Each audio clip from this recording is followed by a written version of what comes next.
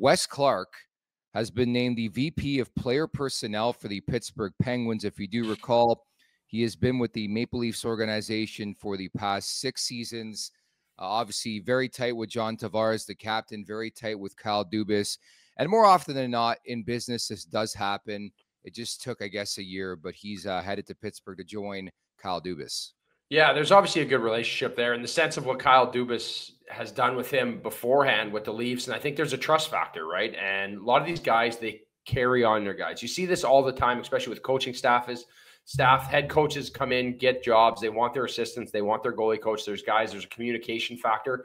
So obviously it's not great for the Leafs, but I also think with Brad Treliving there, he's going to want his guy, or he's going to find someone that's more suited for him. And, I think it stings a little bit in the interim right now.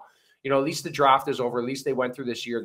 They're set up, and now he can get someone else there to work. But just another one of the Dubas, right? He's coming in. He's bringing guys over, and Kyle Dubas loves his guys, man. This is a guy that I feel like if you are in with, you are in. And it seems like he is super loyal without any really, necessarily, like he hasn't really won anything in the sense at the NHL level. But once you're in with this guy, he is loyal to you.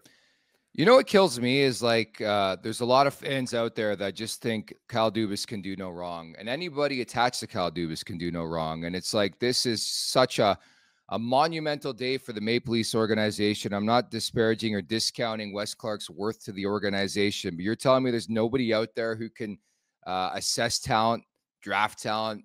You move on.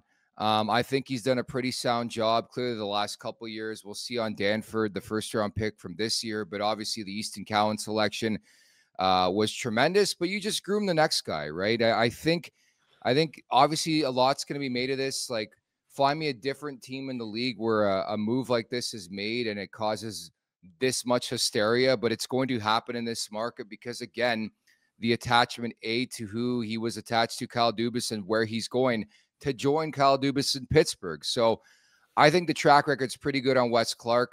I think it's important to stress he played a pretty big role, to my understanding, in bringing in John Tavares. They're really, really close friends dating back to their time way back when. And I think it's going to sting for the Maple Leafs, but let's not act like Wes Clark was like the second coming of Christ, okay? I think he did a pretty good job for this organization, but now it's time to find the next person. Yeah, I agree. And I think sometimes like the scouting is so well done now. Like there's really like the high-end picks are just the high-end picks, right? They're kind of going to go in place. It's pretty predictable. It's the guys that are getting picked in the late rounds, like the gems, the diamonds in the rough, which are even harder to come by now, I find. So I also think that there's so many hockey minds and so many people around the Toronto Maple Leafs. So it's not like he's just leaving and everybody else has no experience, right? There's going to be someone else that fills in, whoever it is. And I don't think this is probably catching Treliving by surprise by any means. No. I'm sure this is something that's been talked about for a long time. So I think you just wipe your hands of it and move on. But again, this is Leafs Nation, baby. And when anything happens, it's a big deal. Yeah, we talk about it on the show as well. I think you give credit where it's due. I mean, he did oversee the drafts, getting Sandin, Durzi, Nyes, Amarov, Robertson, Cowan, Holmberg, Minton. I mean, there's some pretty good talent on that list, but most teams have prospects like that. And I think now the key for the Maple Leafs, Brad Treliving and company, is trying to find the next person who can find these talents, because I think it's so easy to pinpoint one person, but there's an entire staff, man. And again, I'm not discrediting the job that Wes Clark did, but the noise is going to be louder than normal and usual because it is Toronto.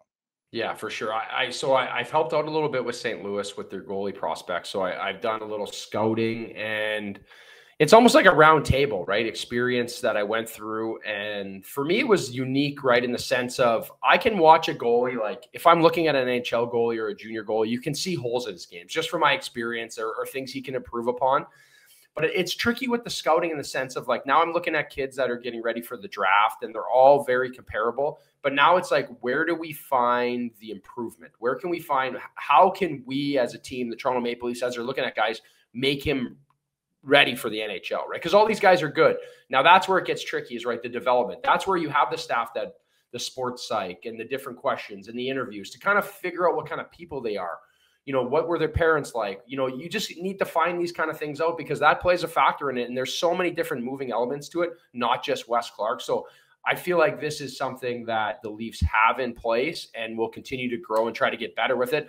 And it's always a moving target, right? Because the culture change, the generations change, and each kid is different. So it's a unique thing, I think, right now because of the personalities of the kid. A lot of these guys, I heard Jeff Merrick talk about it now, like at the combine and talking to kids in the draft, they're more confident than ever, right? They have like a chip on their shoulder, where when I was younger coming into the league, you were almost timid. You didn't have that. Like you were kind of had to earn your stripes. So a lot of these kids want the entitlement right away. So finding a way to navigate that, to find kids that can become true pros in the NHL is definitely a unique job and a hard task.